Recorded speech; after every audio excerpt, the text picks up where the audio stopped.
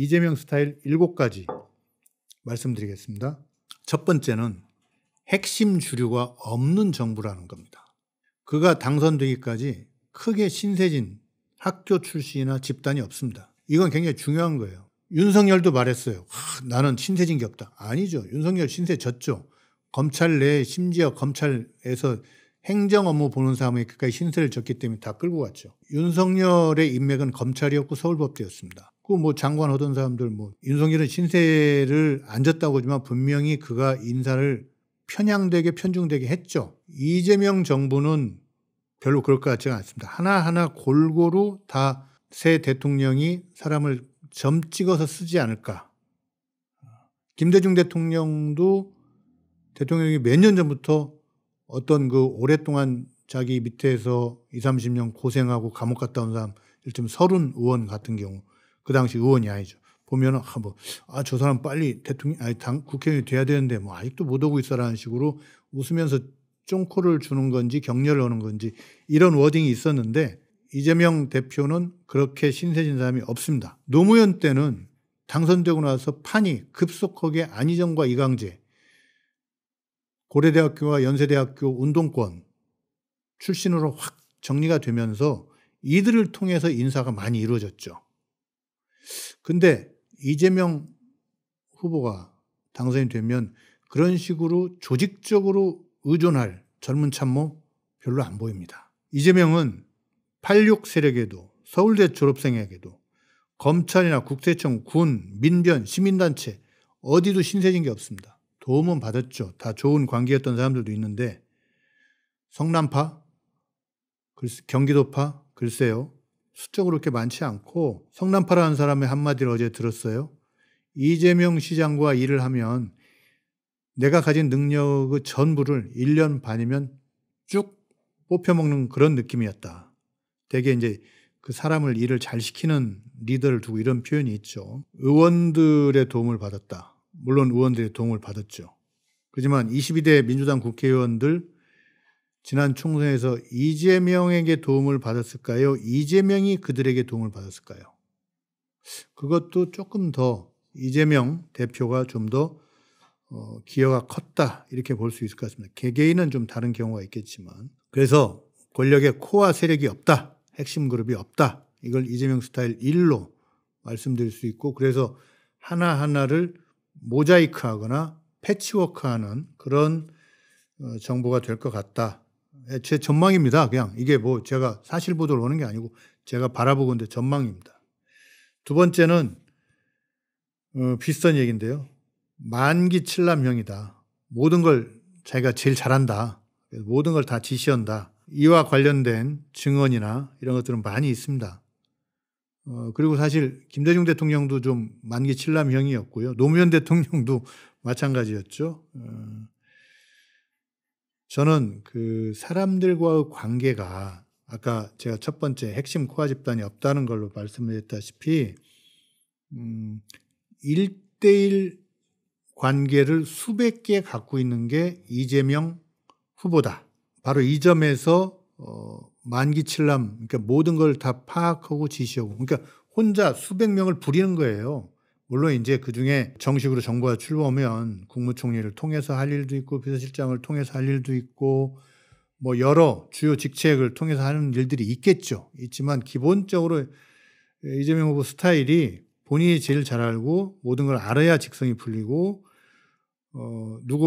지난번에 여기 나왔던 서상윤 변호사 말로는 하루에 2시간밖에 안 주무신다는데, 뭐겠어요. 보고서 읽고 생각하고 뭐라고 지시할지 결정하고 궁리하는 그런 사람인데 어쨌든 본인이 제일 잘한다. 한 사람이 수백 명을 각각 1대1 관계로 관리하는 스타일. 요게 만기 칠남형보다는 더 정확한 이재명 스타일이 될 것 같습니다. 세 번째는 잘 듣는다.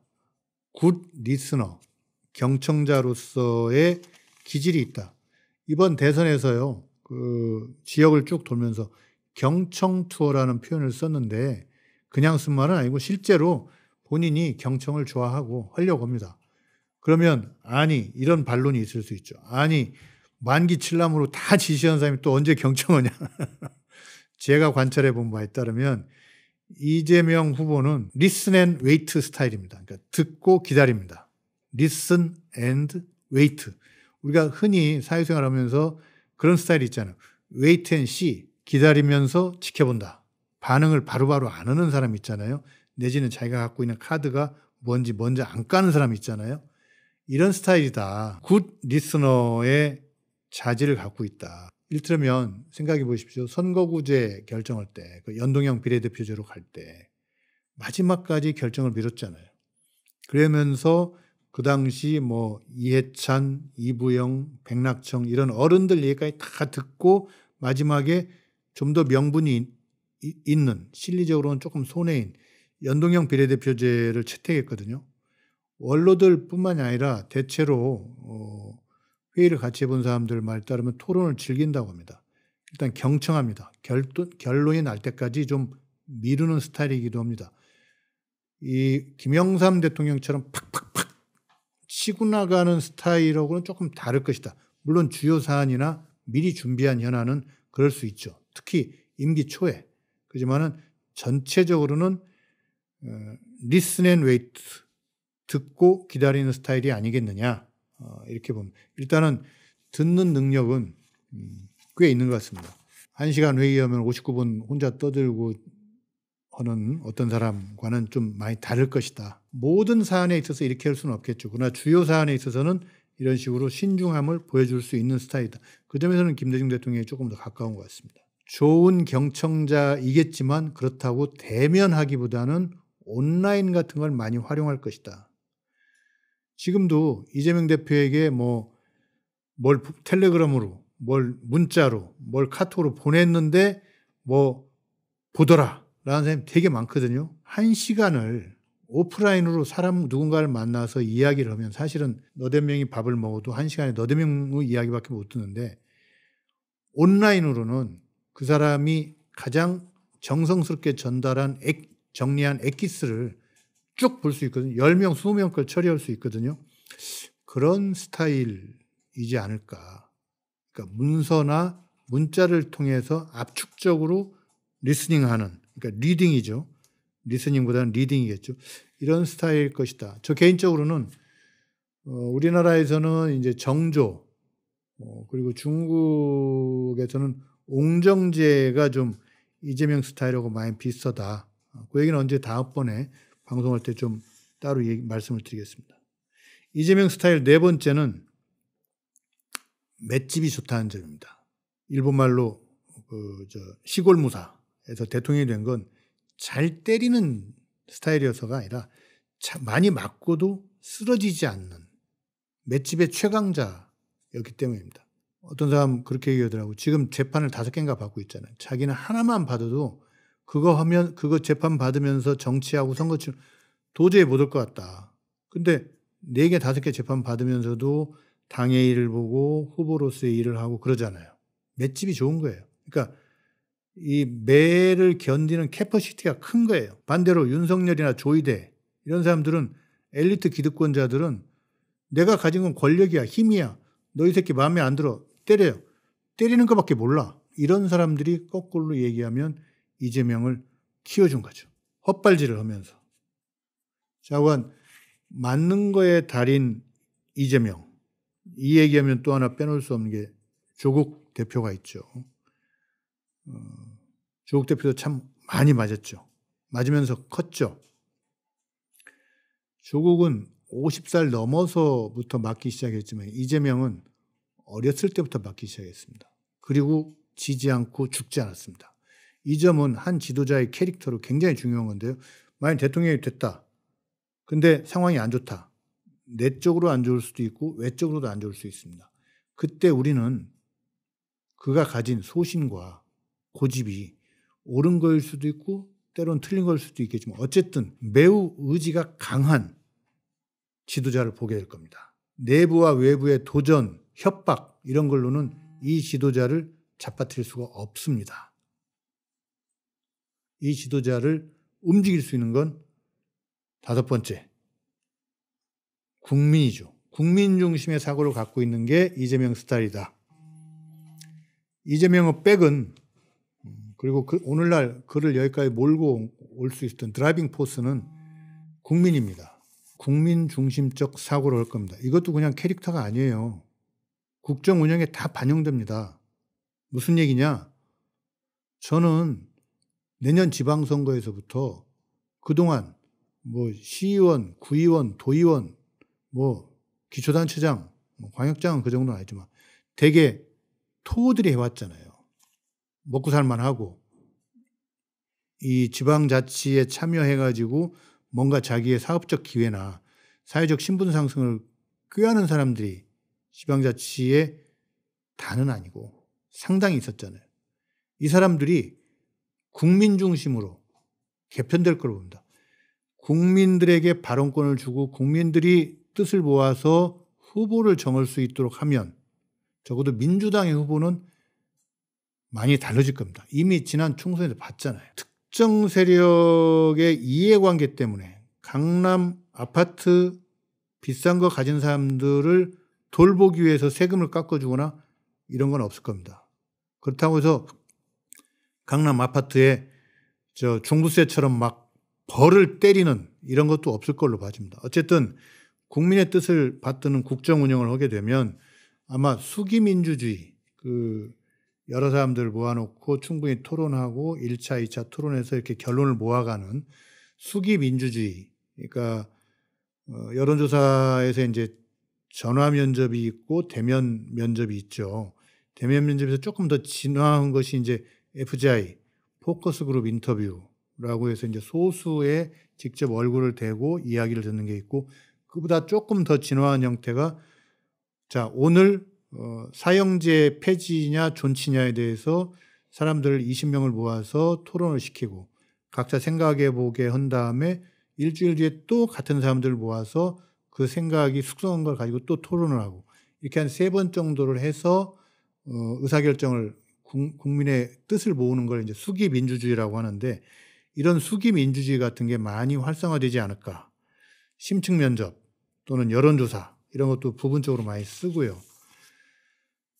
이렇게 얘기하면 이 방송을 보시는 분 중에 여론조사 회사들이 논하는 거 아니냐 이렇게 생각할 수도 있는데, 저는 여론조사 회사의 역기능보다는 순기능이 살아나는 사회가 될 수 있다. 이재명 시대에 뭐 그런 거고요. 그 다음에 참여할 의사가 있는 국민들, 정치에 참여할 의사가 있는 국민들을 많이 그들이 뜻을 펼 수 있는 세상을 만드는 거, 이런 것들이 좀 되지 않겠냐. 2026년 지방선거, 2028년 총선을 계기로 이재명 사단이 정치권에 좀 더 많이 늘어날 것이다 라고 전망하는 거죠.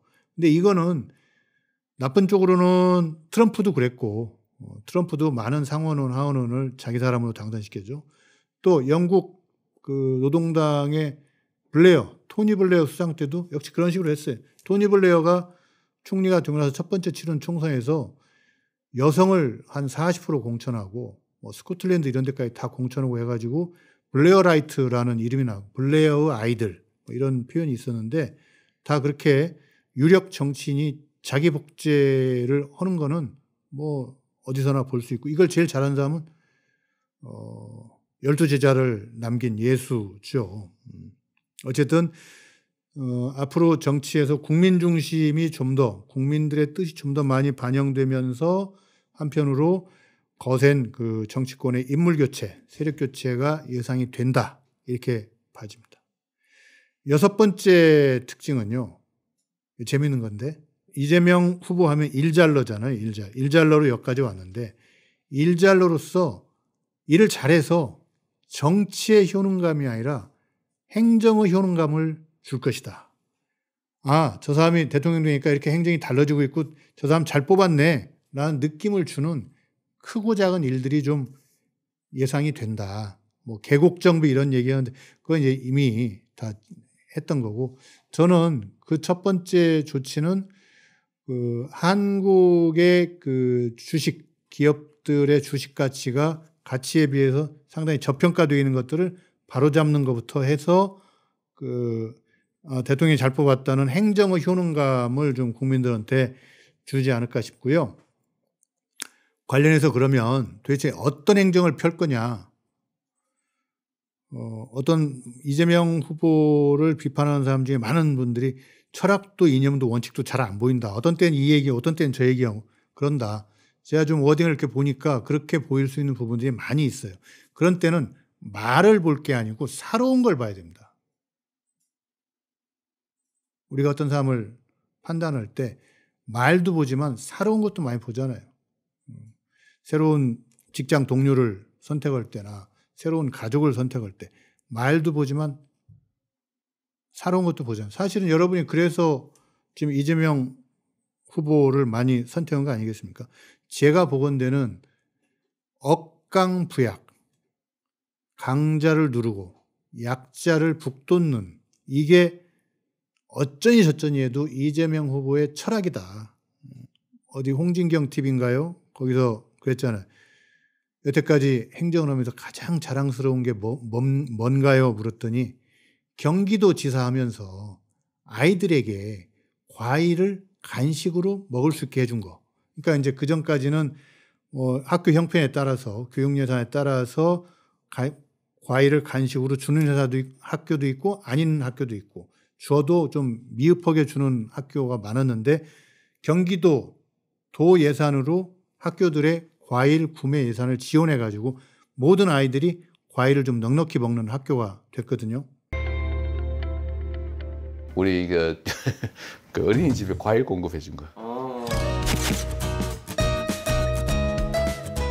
그 전에는 어린이집에 과일이 공급이 안 됐나요? 그건 그냥 일반 간식으로 어린이집에서 알아서 했는데 그걸 못 먹는 데도 많고 사실 얼마 주지도 않고 그래서 시 예산으로 어린이집에 전부 과일을 공급해 줬죠. 근데 그거를 부모들이 너무 좋아했어요. 사실 과일값이 비싸서 못 사 먹는 가족들이 많거든요.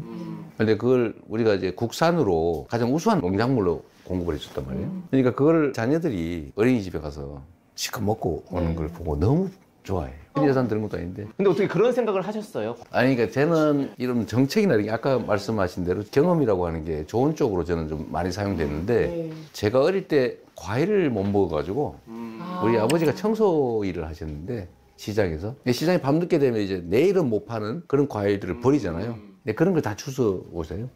그 우리는 밤에 아버지 집에 들어오시면 다 일어나! 이래가지고 우모해가지고 내일 때문에 썩으니까 다 그 자리에서 많이 먹었어요.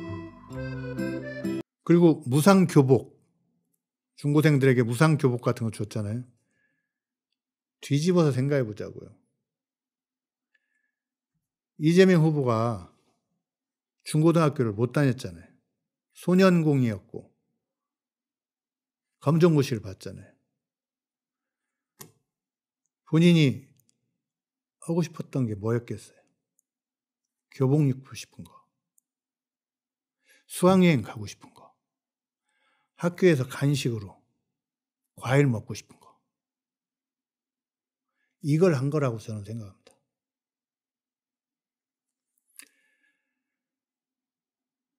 이게 바로 이재명의 억강부약 내지는 없는 사람에 대한 애정이라고 생각해요.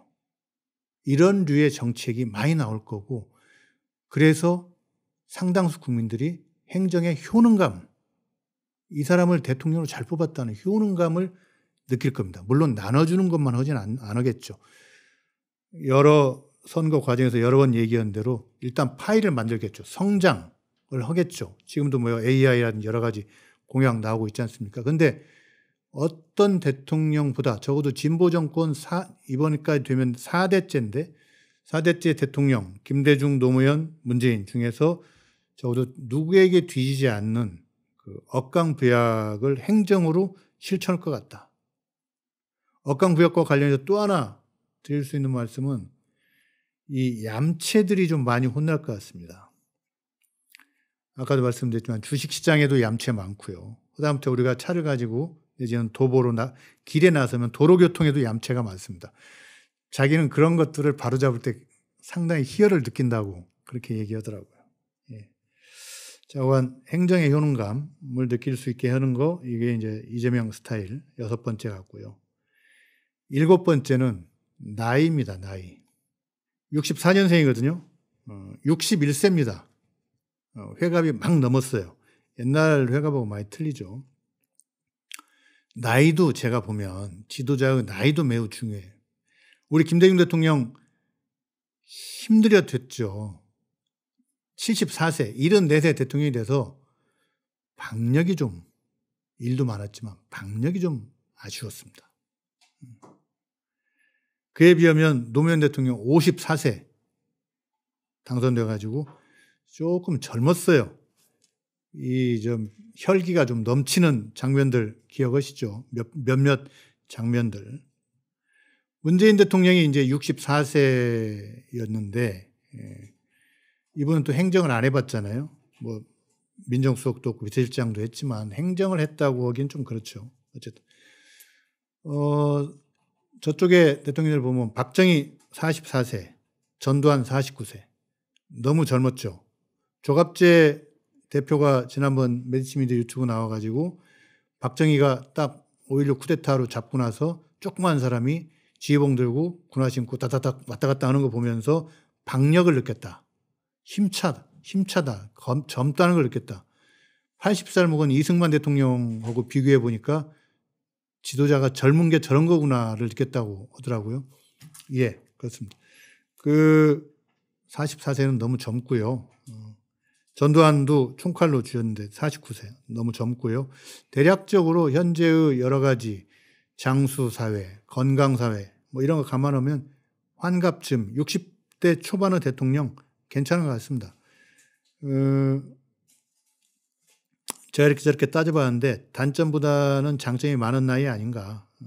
그리고 더군다나 체력은 아주 자신하더라고요. 아무리 힘들어도 뭐 20, 30분만 잠깐 눈 붙이면 쌩쌩해진다. 뭐 이런 얘기도 하고 그랬습니다. 자, 60대 초반의 나이라는 것도 이재명 스타일 중에 하나가 될 것 같습니다. 건강하게 적당히 원숙함과 적당히 그 활기참을 가지고 자랄 것 같다. 결론적으로 청와대 대통령 집무실은 청와대로 이제 돌아간다고 하는데요. 대통령 집무실은 쉽게 꺼지지 않을 것 같다. 문재인 대통령도 그렇게 많이 늦게까지 서류를 보시고 김대중 대통령도 그랬고 뭐 노무현 대통령도 마찬가지입니다.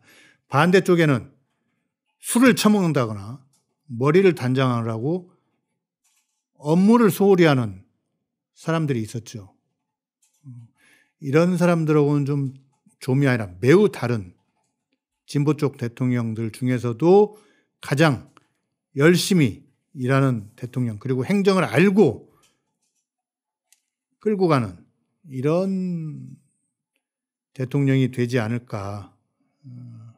더군다나 이분은 취미도 별로 없는 것 같습니다. 대개의 직장인들 그러지 않아요? 일 좀 한 빡세게 한 2달 하고 이제 했으니까 뭐 일본 가서 뭐 며칠 좀 쉬다 와야지. 이분 그런 거 별로 없어요. 제가 보니까. 예. 그렇게 해서 결론적으로 비서실, 뭐 각 부처, 출기자단 이런 데까지 일단 다 죽었다 복창하는 그런 5년이 되지 않을까. 여론조사 1위 후보가 당선이 된다는 전제 아래 한번 그 이재명 후보의 스타일을 짚어봤습니다. 7가지로. 예.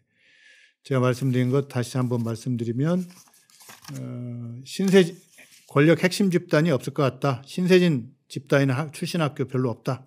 두 번째, 만기 칠남형이다. 본인이 제일 잘한다. 세 번째, 잘 듣는다. 굿 리스너다. 듣는데 온라인으로 많이 들을 것 같다. 네 번째, 맷집이 좋다. 맷집이 좋으니 웬만해서는 내부 악재에 넘어지지 않을 것이다. 다섯 번째, 국민 중심이다.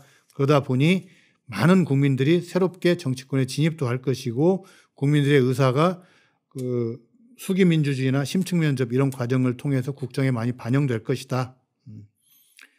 여섯 번째, 일잘러로서 정치의 효능감 못지않게 행정의 효능감을 보여주는 그런 대통령이 될 것 같다. 일곱 번째, 환갑 막친한 60대 초반의 대통령으로서 원기왕성하게 이럴 것 같다. 오늘은 대체로 좋은 얘기를 했습니다. 좋은 특성을 잘 살려서 좋은 대통령이 되기를 바라는 마음입니다. 아직 선거는 시작도 안 했습니다. 이제 36시간 뒤면 당선자 확정이 될 겁니다. 방송 보시고 본인이 좋아하는 후보에게 투표를 던져서 좀 더 좋은 대한민국 만드는데 함께 했으면 좋겠습니다. 제가 오늘 말이 길었습니다. 감사합니다.